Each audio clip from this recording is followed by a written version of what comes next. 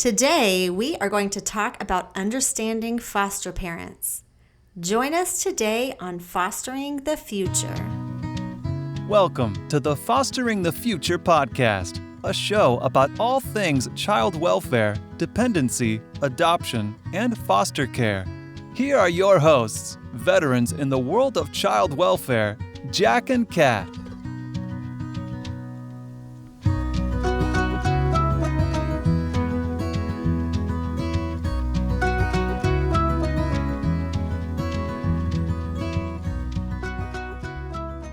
We believe that every human has incredible and equal value regardless of what side of the courtroom we sit on. We hope that everyone feels welcome and accepted here on Fostering the Future.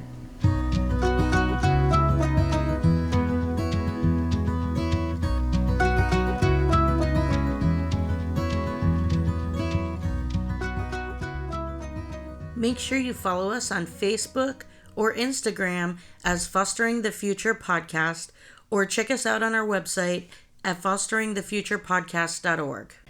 Hi there, this is Kat, and I am here with Jack. And we have a very special guest today in the Fostering the Future studio. Can I just say that this is the person that I always tell people that I want to be when I grow up. She is an incredible mom to many kids and a great friend. And she's always one of the people I call when I'm struggling with a foster care issue. And I'm so excited to introduce Lynn to you guys. Yay! Okay, I have a very serious question for you, Lynn. What is your favorite drink at Starbucks? I'm definitely a creature of habit, so I would have to say I always get a cafe latte. Well, that's a good drink. Let me just intervene here and say that every foster parent should get a free drink at Starbucks. I mean, I'm not complaining about that concept. We've got to talk to Mr. Bucks there. I know. The foster parent special should be in effect. I agree with that. We could definitely use the caffeine. Yeah. I mean, dogs get a free little drink. Dogs get like the little puppuccino? Puppuccino, yeah. The foster should rate parent. higher. Yeah. So I have a question for you, Lynn. What is your favorite thing to do with your kids? So my favorite thing to do, it's kind of low-key, but I love to just sit on the front porch with them and just observe our yard and our animals and just be. You know, if you're just really relaxed with them and you just sit and be with them, they build a relationship with you and they learn to trust you, and they can just, spill the beans with you. I love that. Kat, have you seen her front porch? No. Or her yard? She has like the most fun house ever. I know like any foster kid or any kid at all that goes to her house feels like they win the lotto. That's amazing. We're just big kids. We like to get in on the fun as well. Yeah. I mean, any house with a yard that's that big that you can even do that, you're so lucky. That's awesome. It's a lot of fun. So to piggyback on that, what is your best memory with your kids? My best memory with my kids, on Mother's Day one year, we went out in our backyard and we just laid in the really green grass and took selfies. I love that. And I look back at those pictures because, there's just so many memories with all of those kids. And the conversations that we had while we were doing that. We had one of our old horses out that was just kind of wandering around the yard. She was very old and very sweet, and she was with us during that photo shoot. And we talk about that photo shoot a lot. Aww. That's really cool because like your favorite memory is actually in print and you get to see it. That's so cool. Yes. So I think we kind of need to establish something first. Do you think we need to establish the quantity we're talking about here? I mean, there is like an elephant in the room. How many kids do you have? Today I have 17. Okay. So 17 kids, and I know some of them are biological, right? Yes. Some of them are adopted, and some of them are foster placements. And some are adults. Yes, we have, I think we have 5 adults. Why don't you go ahead and give me one word that you think people would use to describe foster parents? Maybe not necessarily people who know us, but what's like like a word that a lot of people would use to describe foster parents? I think all foster parents, and it may be true, have to have some level of crazy. So do you think that that is true about you? Absolutely. I mean, we have 17 kids. That in itself is crazy. I think it's definitely true about most of us. Is it like the frog in the hot water? Like the frog in the hot water that like it starts to boil and the frog Yes. never jumps out? Yeah, I would say so. Okay, what was your first experience or knowledge of foster care? How did you get acquainted with foster care? So when my husband and I were first married, we had a friend who dated a foster girl. And I remember we asked her so many questions about her life. I couldn't fathom, like, so you don't live with your parents? What's the plan? Like, I was so What's the plan? inquisitive. Oh my Yes, gosh. Like, can you imagine being that person? My friend just asked me, like, what's the plan? And so, yeah. Where we're going, there is no plan. Right. No routes found. And my little tag thing is I can do anything with a plan. Little did I know when I first got into foster care, the plan. So that was our first experience as a married couple with foster care. And we knew that after, it can get kind of emotional here, but after our first pregnancy, we had a miscarriage. And I thought, well, I don't ever want to do this again. I mean, I want to have kids, but I don't want to experience this great loss, which is kind of, crazy because foster care is about a lot of loss. It's so much loss. Yes, and so I thought immediately, well, we can't do this again. We need to just adopt. How do we do that? So we started researching adoption, and I was too young. So at that time, you had to be a certain age, and I was only 20. And so adoption wasn't an option at that time. But, it's something that I feel like we always kept in the back of our mind. And both of us were from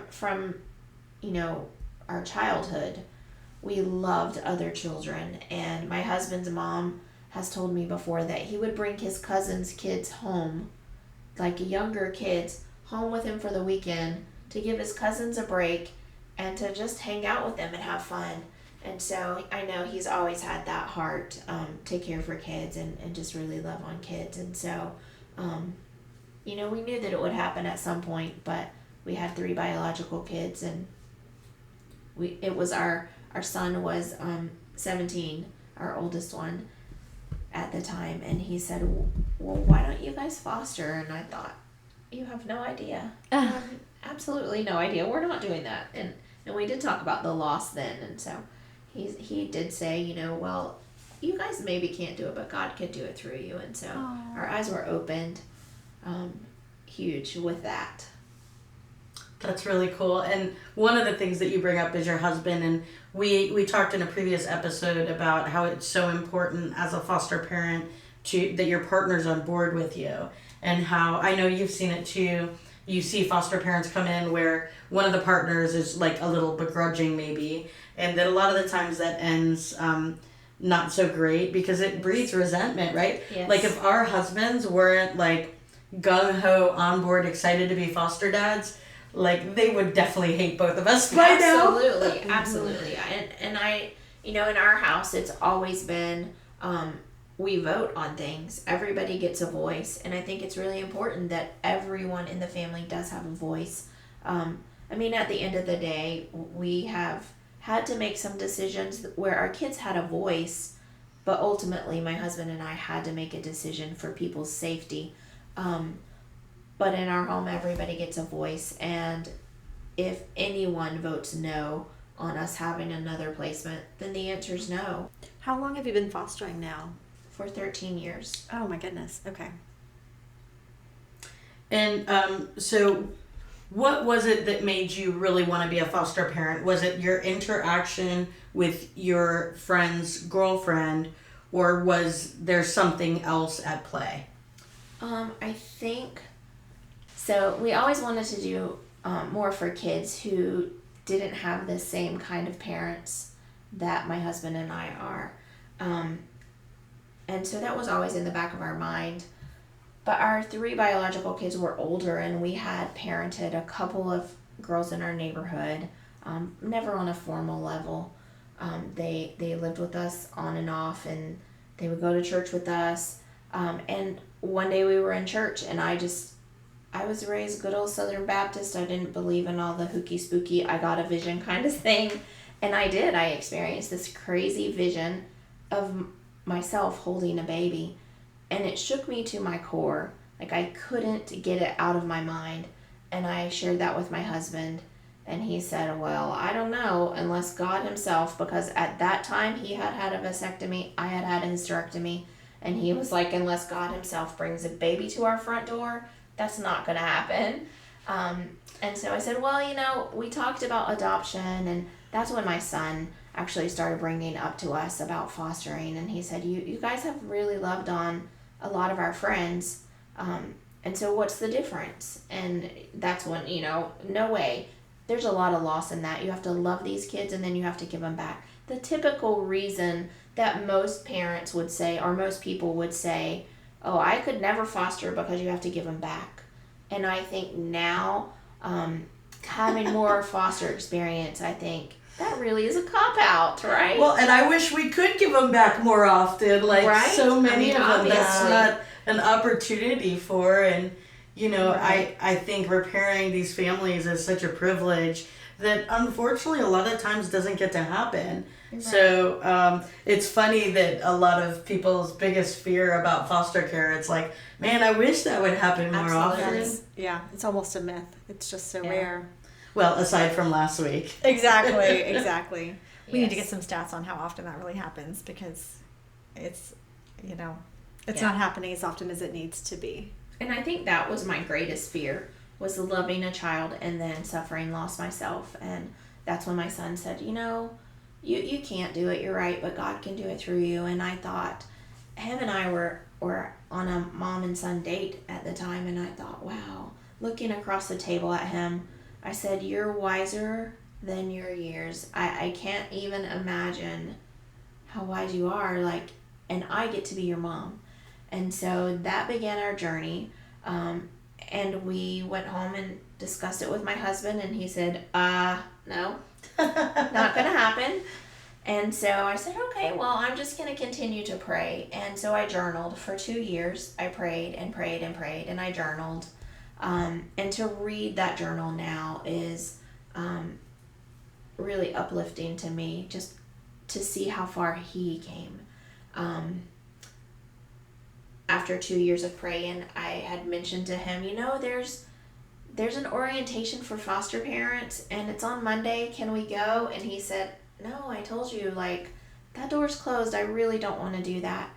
And so I said, okay. And another, God would show himself in a crazy way. We're at church, and he leaned over to me and said, yeah, I think you need to sign up for that class on Monday. And I was like, oh my. So, okay. So I called. I mean, if you insist. Right? Don't twist my arm. What am I going to pray about now? Right? And so I did. Oh. Yeah, little did I know. I had no idea. And so I signed up the following day, and we went. And, talk about one of those things. My husband left me with my jaw on the ground, because in the class he says, you do the introduction, and he was like, so, hi, my name is Mr. Lynn, and my wife and I are here to foster. We're just so excited about this. And I was like, really? Really? We are. But from that moment forward, he has just been all in. He dove in head first, and he hasn't stopped. And we've had some hard moments, but he's remained steadfast. Yeah, and just from my experience with him, I'm so surprised that he was the one that had to be convinced in the beginning, because he's such, he's such your, classic, supportive, gung-ho foster dad. Yes. So that's really cool. What do you think has been the biggest surprise about being a foster parent? I really think, like we were talking, wishing that there were more reunifications. My surprise is that the amount of kids that don't get to return home. You know, when we first entered into foster care, I thought that there were going to be so many more kids that returned home, and it is surprising. Yeah, I definitely agree. Yeah, that's really hard. I mean, a good portion of kids do end up going to family members, but not enough reunifications. And what do you think the hardest thing about being a foster parent is? Not knowing, not having that plan. It's definitely, because like I said, you know, my little tagline has always been, oh, I can do anything with a plan. Well, there really is no plan. So plan for no plan, or plan for plans to be changed a lot. Anytime you get a plan, it'll be a different plan by the time you receive it. Yes. What has been the most fulfilling thing for you? Seeing kids feel safe and their behaviors completely change once they have that felt safety. I can't just say that there's one single thing that has been the biggest reward for me. There's so many. Seeing moms at visits when they're clean, my first reunification, those are such sweet memories that I can't really just say that there's just one particular thing that has been the biggest reward. Yeah. Well, those are really fulfilling moments. I'm so glad you shared those with us. Yes. What has been your biggest disappointment? When the system fails our kids. And, you know, we've tried as foster parents to advocate. The guardian ad litem has tried to advocate. Even the case manager has tried to advocate. And somehow the system still fails the kid. What would you change about the foster care system? Say what you mean and mean what you say.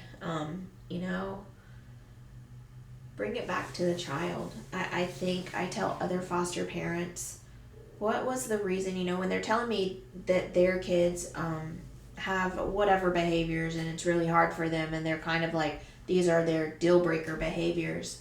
I encourage them to think back to why they became foster parents.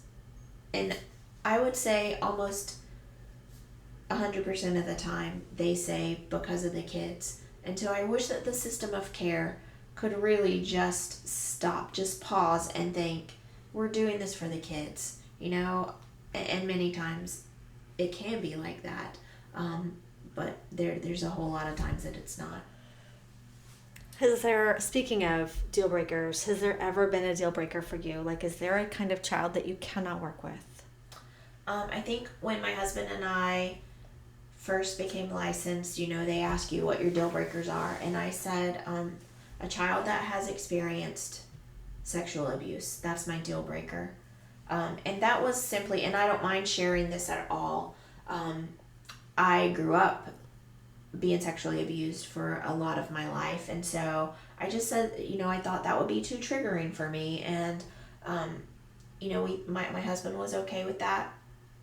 And then, you know, oftentimes foster parents say, well, we can't take a child that's had this or done this, and we just don't know. When kids come into care, you don't know. You know, the parents either aren't forthcoming or it's just something you don't know yet. You just have no idea.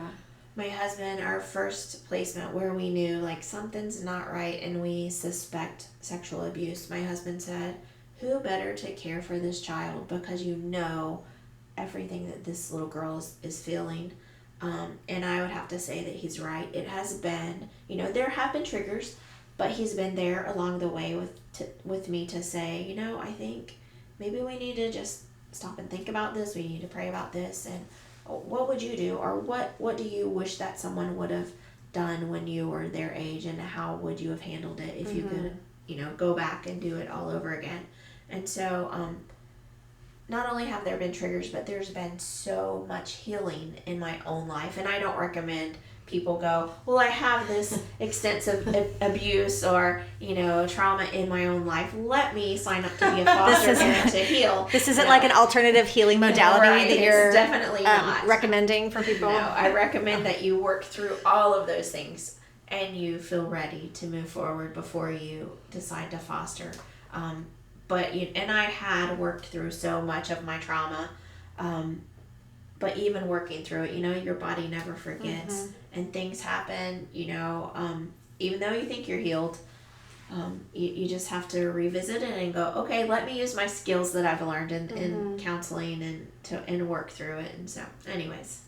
I was a caseworker for 2 years in Texas, and kids would be removed for all kinds of reasons. And I remember that probably like right before I quit, I felt like every child that had been removed for every kind of reason, by the time, their case had been transferred to adoptions or unified, some kind of sexual abuse disclosure had been made. And I was like, has every child been sexually abused? Right. And the answer was almost yes. Almost everybody.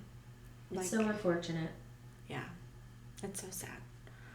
I have a question, because here at Fostering the Future, we have very small goals in mind. Like, we just want to change the world. We just want Starbucks also. We also want Starbucks, but we also want to change the world. Just a small little feat. So we want you to help us come up with an idea for how to change the world. What do you think we could change in our community that would help less kids need to come into care? More support for parents. Mm-hmm. Absolutely. I mean, we all make mistakes. And, a child's life shouldn't be, like, hanging because their parents make mistakes. But we all need that support. And if we have that support, I think the foster community, we find our little, I guess, support groups within our community.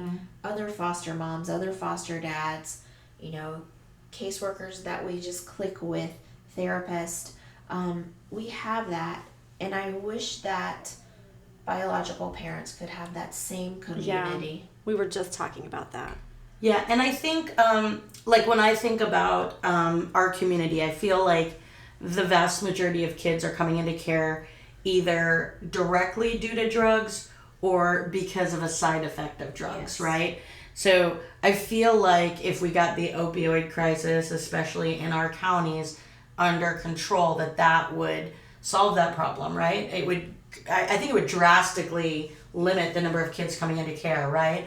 So when we were talking last week to a biological parent, I was asking her the same question, and how do we have less kids coming into care because of drugs, and what is it that makes a difference? And one of the things she was saying was inpatient rehab. So maybe we need more funding for inpatient rehab, or more pushing from judges when someone gets in trouble for drugs to be pushed into inpatient rehab. But also, she was saying it's an embarrassing thing when you're an addict to try and get help, and you feel ashamed. So maybe if there was some type of, she said, I wanted to talk to someone who wouldn't judge me but would help me. Yeah. So maybe more like a toll-free number that people can call and talk to someone that could encourage them to do like inpatient rehab.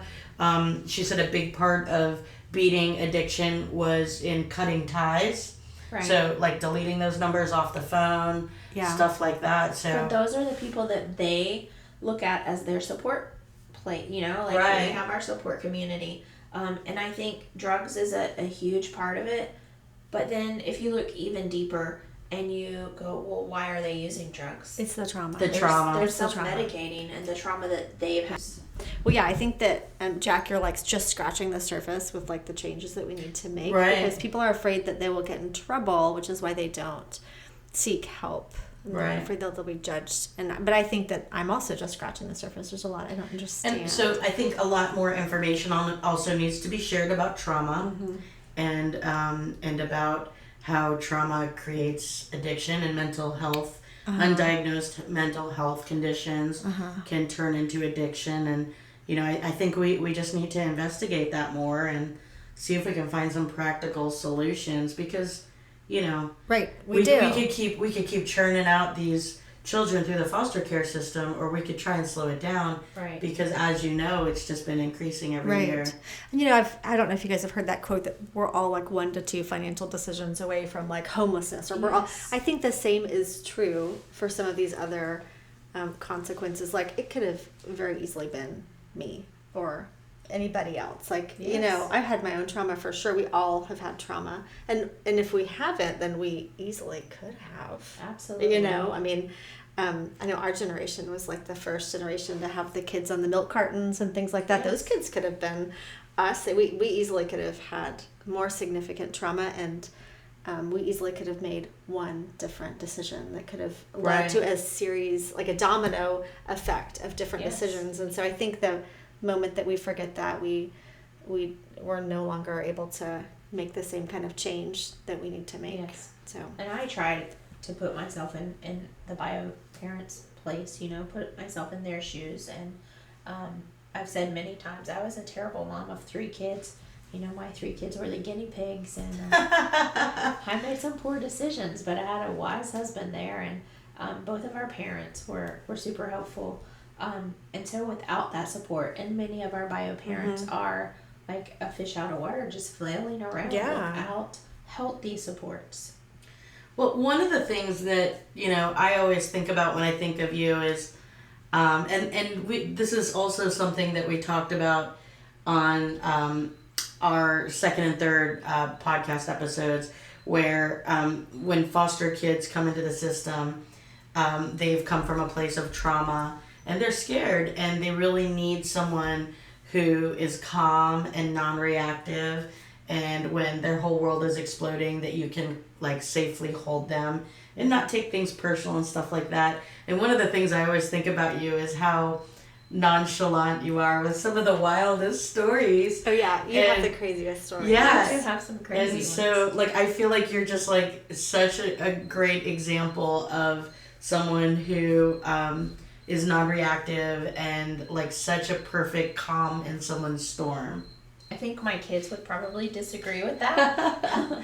I mean, I'm sure, you know, everybody's kids will you know, catch those moments in us. But can you share any stories that you know might surprise people about how sometimes when you're when you have kids in your home, you might have parents who kind of don't respect healthy boundaries? And You mean like the guy in my attic? I mean, maybe. The bio I was dad hoping in my that you would attic? bring that one up. Yeah, that was certainly an experience. He's definitely a psychopath, certifiably. And my oldest, one of my older kids, was coming home from work on a Friday, and she went to turn her key in the lock, and she was like, "Well, the alarm is doing something really weird, and my key is really working really weird. This is odd." And then she heard something in the attic. And this particular girl has like, she's my strong-willed, save the world, like superhero girl. She's like, "I'm just going to go in and investigate." I'm like, I would have been running like, heck no, there's somebody in there. I'm locking myself in the car. Not this girl. She goes in, calls her dad and says, I'm in the house and somebody's in here. Somebody's in our attic. I'm following the noise as they're going through our house. I can hear them in the ceiling. And we're just like, I feel like there's a meme for this. right? We look back at this story and we're like, how in the world? Like, seriously? Well, what's so funny is this is your child, so of course they were nonchalant and casual. Right. Because when you told the story, it was like, oh, no big deal. You know, one of my kids' dads was just climbing through the attic. It's okay. Like, we gotta put up some more cameras. Like, no biggie. Yeah, so we definitely have security now, on a whole different level that I never thought I would have. And so my husband just happened to be driving in the driveway as she's calling him, and they both, like, I would have said, let me call 911 and wait out here, right?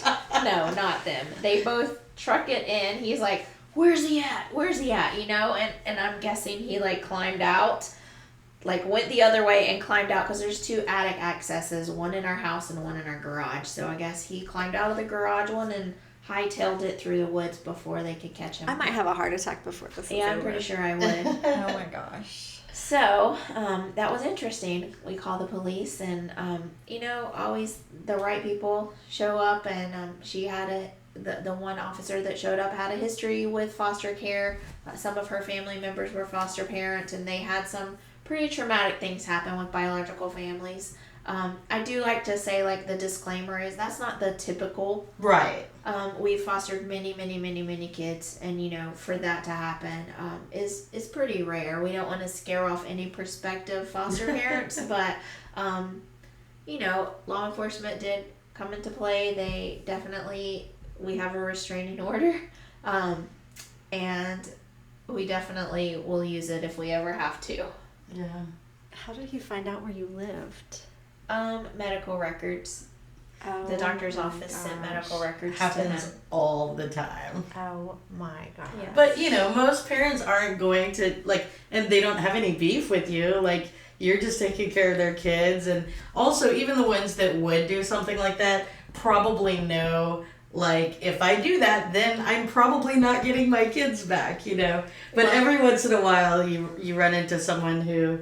Yes, and we had visits with this parent, our visits from day one throughout the whole case, or at the lockdown secure videotape facility. So we knew that he was very dangerous. And prior to him coming in our attic, he also tried to kidnap the kids at a local festival, where case management was also there with us. So, yes. So back to that deal breaker question. There really are no deal breakers. There's really It seems none. like there are none. Right. All right. And we do say safety comes first, and everyone gets to be safe in our home. So, some foster parents disrupt kids, and I wish that I could say over 13 years we've never had a disruption. But we've had one disruption, and it was a little boy that I wish that I could have changed things in his life. But it came down to safety, and everyone gets to be safe, including him. And so, and our kids know that. We still talk about that little boy frequently. We just talked about him today, and one of the kids said, I wonder where he's at and what he's doing. And so, I try to encourage them. I wonder too. It's so hard. And we just have to believe that he's safe and he's loved wherever he's at. Yeah. I think that's one of the hardest things about foster care for me is that there are so many kids I wonder about all the time. Oh, yeah. I will never forget. There was this boy. I don't know if you remember him because he was only in my house for 3 or 4 days. But at that time, we were absolutely no kids older than my oldest. I do remember him. 100% not. He did and not they called wanna me leave. one night and they were like, please, just for the weekend, he has nowhere to go. If you don't take him, he's going to end up in a group home. We found somewhere for all his siblings. Please just take him for a couple days. And then next week, when we have our full staff, we can, it's past the weekend. We can call. We can find a place for him. And so they talked me into it. And that was the first time I ever had, a child older than my son. And honestly, fear got the best of me. And when they called me the following week and was like, can we talk you into keeping him? And I was like, no, this is my rule. I told my son that he would always get to be the oldest kid. Right. I can't take that back. But that boy was so, first of all, I will just never forget that placement. He was only with us for a couple of days, but I will never forget him. He is ingrained in my mind. I think about him all the time. When he first got there, I want to say he was 12 years old. I think he was 12. And when he got there, I almost think he was having a panic attack because he was hyperventilating. He was pacing. And he's like, I'm scared. I don't know where my mom is. I'm scared. I don't know what's going to happen. What's going on? And not only was it just he broke my heart when that happened, but the way my kids came together in that moment just filled my heart in a way that I can't even explain. My oldest kind of corralled everybody, and they all walked into the room where the boy was pacing back and forth. And my son put his hand on the guy's shoulder and said, you're okay, you're safe, nobody's gonna hurt you. And he looked at them and he said, are you all foster kids? And they were like, well, some of us are. And the ones that were pointed out, and they were like, you're okay, everything's gonna be okay. And I just remember them coming around him in a circle, and they all had a hand on his shoulder. Aww, and he just you could see his body calm down. And then by the end of the weekend, he was crying, please can I stay, can my brother come, can we stay with you, we don't want to go anywhere else. And I was so committed to honoring my son's request to remain the oldest, that I was like, I'm sorry, like, this is, like, we were only able to take you for a couple days. But then I always wondered, like, at that age, he probably ended up in a group home. Was he in a group home? Is he still in a group home? Like, sometimes I want to call and be like, you know, is he okay? If he's not, bring him here. Right. But I will never forget that placement, and how he was when he left, and how scared he was. And, you know, I have his picture because we went hiking that weekend down in one of the parks, and there's this picture, and he has such peace in his face. Like, he was so relaxed, but it was just, like, you look at his face and it's like peace, calm. And it was so opposite from how he was when he walked in my door that, you know, there's just so much about that kid that I think about a lot. But isn't it awesome when we see, you were talking about your kids coming together, and so many of our kids have had so much trauma, and to see them really corral around him and support him and come together, that just shows, you know, the heart of your home and how the kids are in your home. They're seeing that from you and your husband, and so I just think that's really awesome. So one time today, you know, we have a new placement this past week of 3 siblings, and you know, they were very nervous, they're very shy. At one point today, my oldest had because the oldest boy that came to stay with us had some sweet tea but wasn't sweet enough for him, so he was asking my oldest son to add some sugar to it. So my oldest, you know, he's 11, this boy is 7, scoops this child up in his arms, holds him like a baby, starts spinning him around, and goes, I got sugar for you, and he starts kissing the boy's forehead, and they're both like cracking up. And it's so nice when new placements come and they're so nervous and anxious. It's so nice to see them laugh and smile and just be kids like that. Yeah, I love those moments. Just scooping your kids up and laughing. And, you know, that's a Saturday morning on our bed in our room. The kids come in on Saturday mornings, and we have a lot of laughter. All 17 of them? Not all 17, but, you know, our ones that are like 12 and under. And it's just so neat. We have our newest placement has stood by our door and watched that on Saturday mornings. And it took her a while to join in. And I was able to share with her therapist, well, you know, we've had some moments, but this happened. And so she jumped right in on a Saturday morning, jumped right in the middle of everybody, and was laughing and having so much fun. And I think laughter is so good for our soul, and to see that just totally, like, first of all, it melted my husband's heart, because he was like, look, like, she's joining in, she's not standing back, like, observing anymore. Yeah. So, you know, that's really awesome to see that, the humor and the fun, and just laughing and having fun with each other. Yeah, that's what it's about, right? What do you think, what do you wish biological parents knew about foster parents? That we really do want to help them. We're not kid collectors. No, really, take them back. Right? We do want to help them. We want to mentor them, and that we have also had our own struggles, and, you know, they may not be the same, but some of my struggles can be even more intense than, you know, some of my biological families.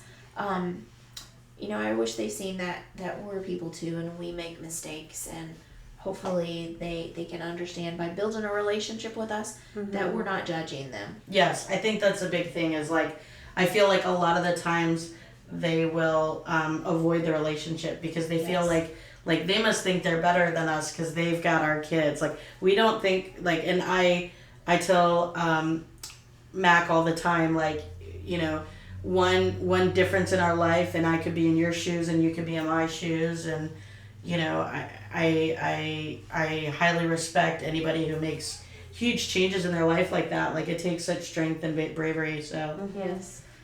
What do you want the public to know about foster parents? That we're average, everyday people. We don't have superpowers.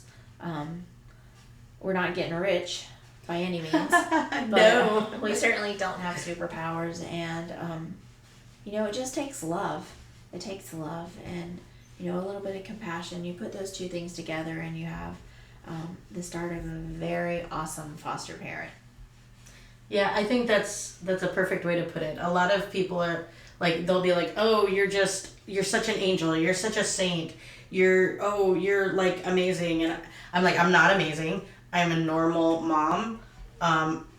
The only difference is like I made a choice to do this." Right. But I feel like when people try and put you on a pedestal like that, they make it like it's impossible for other people to do. Yeah. And it's not. And it doesn't take a lot of work for you. And it's uncomfortable, right? Like I hate to hear people say like, how great I am. Really, I'm not that great. Like I just made hang out. choices. You just made these choices. Yeah. You get to hang out. Yeah, I get to hang out with these kids. It's a privilege. It's an honor to be able to do it. I feel like blessed. I don't feel like I'm special. I don't think I'm better than anybody. At the end of the day, just like every other parent, I'm like, gosh, I really screwed up my kids today, you know? So I think that's important for people to know that we're just like every other family. We just keep some extra beds in our closets. And it's in our closets, underneath our bed, like pull out the mattress. It's important, I think, also for our kids to see that, as well as our bio parents, that we're not perfect, and at the end of the day we do have to say, "Hey buddy, I messed up today. I didn't," when you said that, you look at all the end of the day, all the things that you messed up in a day. And I just did today. I said, "Hey guys, I messed up today. I raised my voice, or I reacted in this way, and can I have a do-over? Can we do this all over again, and give me a second chance?" And I think some of my kids haven't ever seen that, especially my 2 girls that had the addict stalker dad. He was always right and super narcissistic. So when they see that I go, "You know what, guys, I messed up," I think it just makes our relationship that much sweeter and real. Yeah. All right, guys. Well, I am so grateful that you came and chatted with us today. Thanks for having me. It was lots of fun. This is a great show. Thank you. All right. See you next week. Thank you so much for joining us today. Make sure you subscribe and follow us on social. We hope that you join us again next time and keep on fostering the future.